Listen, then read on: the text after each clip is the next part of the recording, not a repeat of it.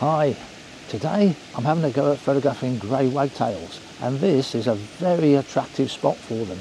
We have a weir, lots of water lilies on the surface of the water, making it green, and it's beautiful. It's also very typical habitat for grey wagtails. I often associate them with man-made structures, buildings, boat sheds, stuff like that, so this is very suitable for them.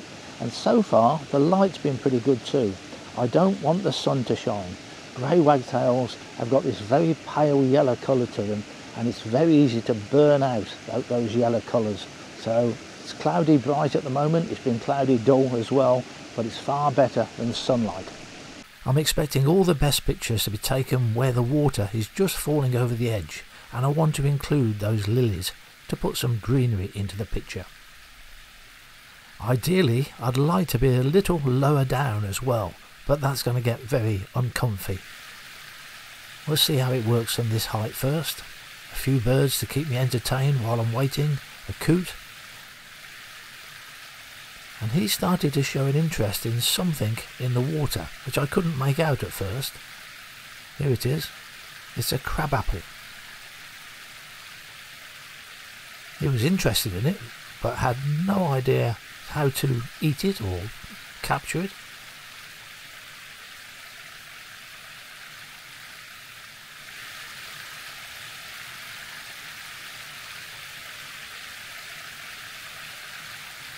And a female mallard,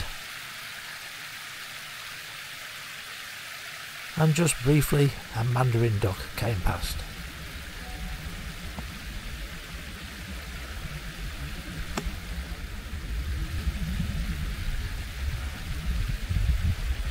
The grey wagtail spent more time on the metal fence than I'd like it to have done.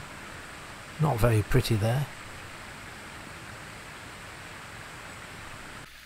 This is where you want it to be, but you don't really want it where there's a lily sticking up in the air. That's spoiling the picture. Nothing you can do about that, you've just got to wait for it to go into a gap between the lily leaves. When I first set up this morning, I simply switched the camera on. I looked at the main mode dial and I got that set to C2, which is my normal bird photography settings. That makes me very confident that I don't have to do anything. I don't have to worry about my settings at all. They're preloaded under C2. That's what it's going to load up. That's how it's going to start off. At the same time, that makes you a little bit lazy, because I didn't bother looking through the viewfinder to check if everything was okay, because everything is always okay. And then when the grey wagtail landed, I went to the viewfinder. It was all out of focus. I thought maybe I was in manual focus, so I turned the FN lever, because that's the lever I use to change the manual focus, and it wasn't, it was in autofocus. So then I realised it's just the diopter setting on the side of the viewfinder that had got moved in the camera bag. That's never happened before, but it doesn't affect the picture's okay, but I couldn't see the picture very clearly. So when I looked at the results afterwards, I hadn't got the reflection of the grey wagtail in the picture, because I couldn't see clearly enough. You can see here I've just cropped the reflection of the bird's head. Wasn't a problem, because the bird came back and landed in the same place several times. Nothing I could do about it there. It's the leaf that's hiding the head. Eventually that bird will stand in a place where you get the full reflection.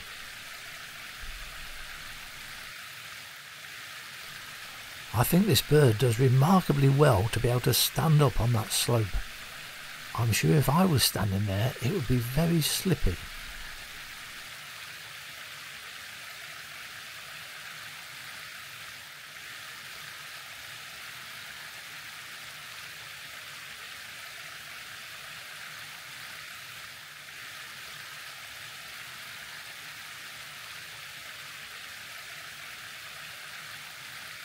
The weather has been very changeable this morning. 1 minute it's raining, then it's cloudy bright, cloudy dull, and just occasionally the sun is shining. But I really don't want the sunlight.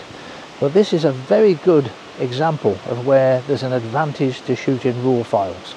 In the days when we were shooting slide film, you had to get your exposure absolutely spot on. If you were 1/3 of a stop over, you could throw that slide away. If you were 1/3 under, well, you might keep the slide, but it wasn't really what you wanted, but one third over was no good at all. Today, if you're shooting JPEG, you can be over or underexposed by a third and you can recover it. It's hard to put a number on it, but certainly 1/3 you can. But the advantage of shooting RAW is you can be way out with your exposure and still recover it. Even a couple of stops out sometimes, you can still manage to recover it. So long as I'm close to getting the right exposure, shooting RAW should be okay. But when the light is cloudy like this and overcast, I haven't got the problem. It's not burning those yellows out. After a while I wanted change of position. The bird keeps landing on one tiny little perch, and I can get closer to it from this side.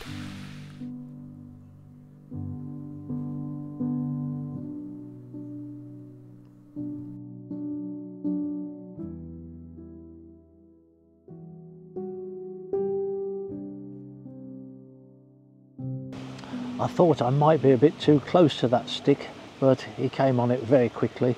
The fact that I'm sitting on a stool, low profile, that helps. If I was standing up, that would intimidate the bird a little bit more.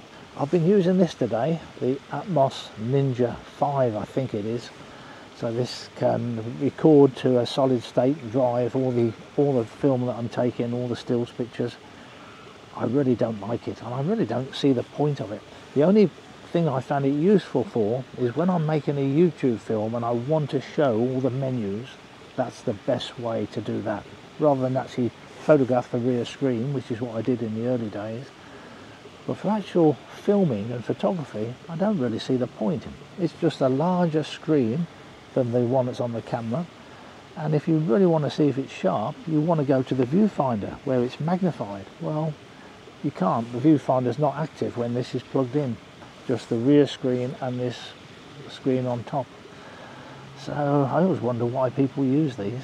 Doesn't seem to have any fantastic advantage to me, and the battery goes flat very quickly. For this 4-hour session, if I'd had that running constantly, I'd have got through 4 or 5 batteries, and the batteries are quite large, and it's certainly not user friendly. In fact, this is the exact opposite of user friendly. I find the menus very confusing. Simple things like switching it on and off. Well, there's an on button.